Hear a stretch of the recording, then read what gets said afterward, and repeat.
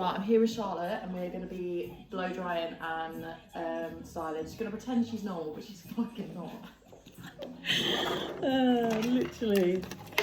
So we're going to dry it first and then she's going to have a bit of a shag haircut. And then we're going to go from there, okay?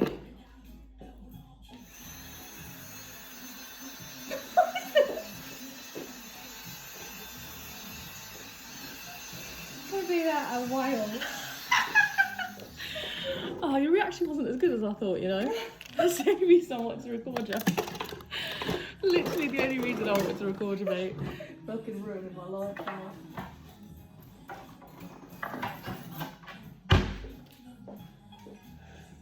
Stop.